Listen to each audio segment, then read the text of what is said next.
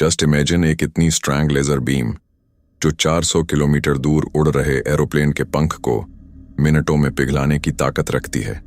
या फिर जरा सोचो, हर एक देश के बॉर्डर पर एक ऐसी अदृश्य इलेक्ट्रिक फेंस हो जिसे अगर किसी ने भी गलती से भी छू लिया तो उसका शरीर वहीं पर भाप बनकर हवा में मिल जाए। हाँ, आई नो ये सारी चीजें अब तक आपने सिर्फ सफाई मूवीज या कार्टून में ही देखा होगा, लेकिन सच्चाई तो ये है कि यह सारे इन्वेंशंस ऑलरेडी हो चुके हैं। And the inventor was none other than our Nikola Tesla. Nikola Tesla ने एक ऐसा डिवाइस इन्वेंट किया था जिसमें यह दोनों खासियत थी, और उस डिवाइस का नाम था द डेथ रे। यहां तक कि उन्होंने तो एक ऐसा डिवाइस तक बना लिया था जो मैन मेड भूकंप लाने की भी क्षमता रखता हो। और वो डिवाइस कितना बड़ा था पता है? वेल, सिर्फ अपने पॉकेट में फिट करने जितना बड़ा। इनफैक्ट इस डिवाइस के बारे में एक इंटरेस्टिंग कहानी भी है, जिसमें एक दिन जब टेस्ला न्यूयॉर्क के सबसे फेमस ब्रुकलिन ब्रिज पर टहलने गए थे, तब उनके इस पॉकेट डिवाइस से पैदा हुए भूकंप ने उस ब्रिज तक को गिरा दिया था। इस हादसे से आप उसके पावर का अंदाजा बिल्कुल लगा सकते हो। अब बात ये आती है कि ये डिवाइसेस उन्होंने आखिर कैसे बनाए और क्यों बनाए। वेल, उसके लिए शुरू करते हैं कहानी। बचपन से ही निकोला टेस्ला एक अलग किस्म के इंसान, उन्हें अलग अलग एक्सपेरिमेंट्स और इन्वेंशंस करने में बहुत रुचि थी, और इसीलिए उन्होंने बचपन में ही साइंस की बड़ी बड़ी किताबें और लॉगरिथमिक टेबल्स पढ़कर खत्म कर दिया था, जहां पर दूसरे बच्चे खेला कूदा करते थे। पर उनका पढ़ाई के लिए बढ़ता प्यार वो समय उनके माता पिता को मंजूर नहीं था। वो टेस्ला को अपनी ही तरह एक प्रीस्ट बनाना चाहते थे।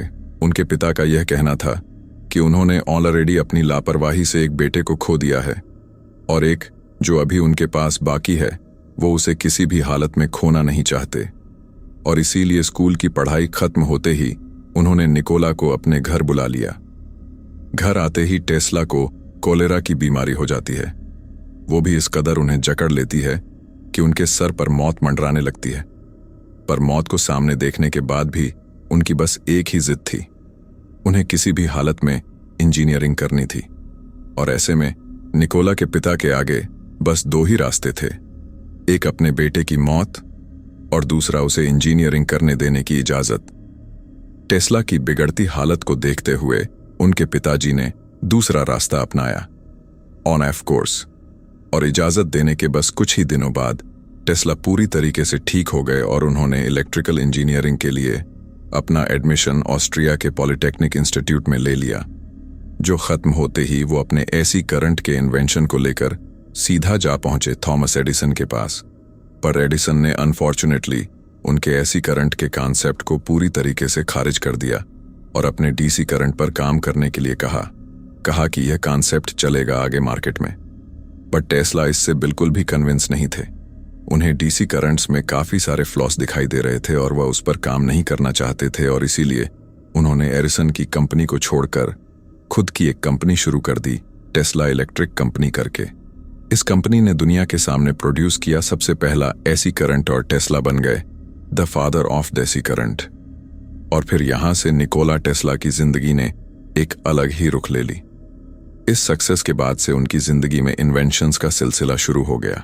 अब उनके न्यू इन्वेंशंस के बल पर उन्हें सक्सेस तो बहुत मिली, लेकिन भले ही ऊपर ऊपर से सब ठीक लग रहा था, लेकिन अंदर ही अंदर उनके मन में विचारों की दौड़ चल रही थी। वो अपने इकलौते भाई से काफी अटैच्ड हुआ करते थे, और काफी समय से उनके भाई की यादें उन्हें सता रही थीं, जिसका डायरेक्ट असर उनके बिहेवियर में दिखाई दे रहा था। उन्होंने लोगों से बात करना तक बंद कर दिया था, जो कि बाय द वे होना जायज भी है, क्योंकि banyan mental health treatment centre के रिसर्च के मुताबिक 40% लोग जो ऐसी ट्रेजेडी से गुजरते हैं वो ग्रीफ कॉस्टर से गुजरते हैं, जो वक्त के साथ साथ कम होता जाता है। और ऐसा ही कुछ हुआ निकोला टेस्ला के साथ भी। ग्रीफ से निकलने के बाद मानो उनकी लाइफ में एक नया मोड़ ही आ गया।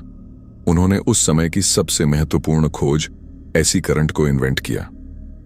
इस नए मोड में उनका ड्रेसिंग सेंस भी इतना अच्छा हो गया कि उस वक्त की सारी लड़कियां उन पर मरने लगीं।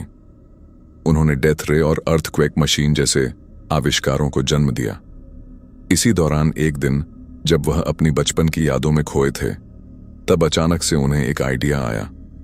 वो अपने ख्यालों से इतना परेशान रहा करते थे कि उनके दिमाग में ये आया कि क्यों ना एक ऐसी टेक्नोलॉजी इन्वेंट की जाए जो हमारे दिमाग में जो भी चीजें आ रही हैं, जो भी ख्याल आ रहे हैं, उसे ऑन स्क्रीन उतार सके।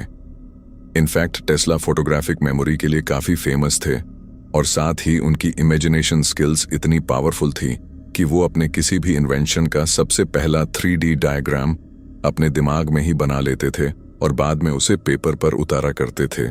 और इसीलिए इस इन्वेंशन के बारे में विजुअलाइज करके उन्होंने अपना थॉट कैमरा दुनिया के सामने पेश किया। उनका आइडिया काफी सिंपल था। इसमें होगा ये कि दिमाग में हम जो कुछ भी सोचेंगे उसकी एक इमेज हमारे रेटिना पर क्रिएट होगी और फिर किसी सिंपल अपैरेटस की मदद से उसे रीड करके किसी स्क्रीन पर प्रोजेक्ट किया जाए। सिंपली कहा जाए, हमारी आंखें एक प्रोजेक्टर की तरह काम करेगी और अगर ऐसा हुआ तो हमारा दिमाग एक खुली किताब बन जाएगा।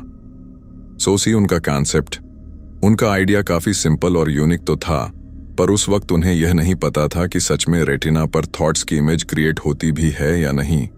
और इसीलिए इस शॉर्टकमिंग की वजह से वो उस वक्त ये चीज को नहीं बना पाए।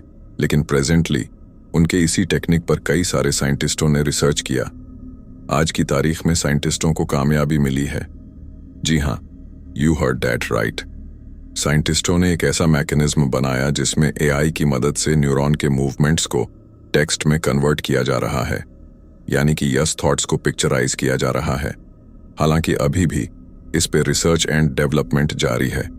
ये पूरी तरीके से टेक्नोलॉजी डेवलप नहीं हुई है, लेकिन इसमें हमें काफी प्रॉमिसिंग स्टेज पे है।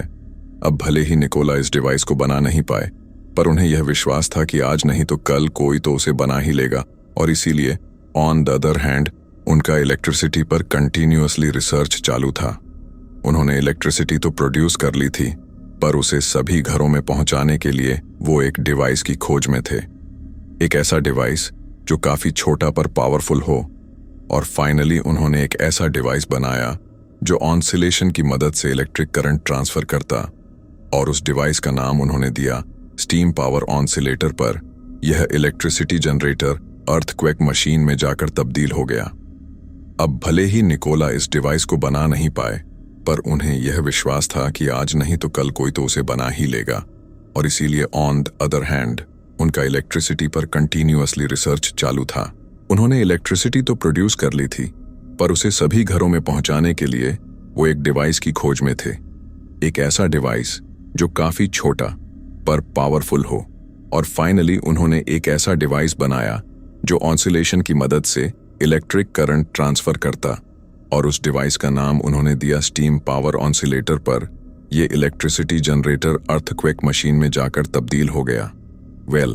उन्होंने देखा कि एक पर्टिकुलर फ्रीक्वेंसी पर किसी सिस्टम में करंट फ्लो होता है, और इसीलिए उन्होंने एक ऐसा ऑसिलेटर बनाया जो ऑसिलेट करके वेरियस फ्रीक्वेंसीज को जनरेट करेगा। और जैसे ही इन फ्रीक्वेंसीज में से कोई फ्रीक्वेंसी सिस्टम के करंट के फ्रीक्वेंसी से मैच होगी, सिस्टम में करंट फ्लो होना शुरू हो जाएगा। पर जैसे ही उन्होंने इस डिवाइस को शुरू किया, उनकी पूरी बिल्डिंग ही हिलने लगी, मानो जैसे कोई अर्थक्वेक आ गया हो। अब ऐसा क्यों हुआ? इसे एक एग्जाम्पल की मदद से समझते हैं। आपने ओपेरा सिंगर्स को कांच तोड़ते हुए तो देखा ही होगा। दरअसल जब भी सिंगर्स गाना शुरू करते हैं, तब उनके हाई पिच सिंगिंग की वजह से वहां के ग्लासेस वाइब्रेट होने लगते हैं, और उनके बढ़ते पिच के साथ साथ ग्लासेस का वाइब्रेशन इतने हद तक बढ़ जाता है कि इवेंचुअली ग्लासेस ही टूट जाते हैं। और ऐसा ही कुछ टेस्ला के ऑसिलेटर के साथ भी हुआ। ऑसिलेशन का एम्पलीट्यूड इतना बढ़ गया था कि उसकी फ्रीक्वेंसी बिल्डिंग के नेचुरल वाइब्रेशन के साथ मैच हो गई, और नतीजन अर्थक्वेक आ गया। पर इस हादसे के बाद उन्होंने हार नहीं मानी। वह इस डिवाइस को लेकर निकल पड़े न्यूयॉर्क की सड़कों पर। तभी उन्हें एक कंस्ट्रक्शन साइट दिखाई दी और वहां जाके उन्होंने इसे टेस्ट करने का प्लान किया।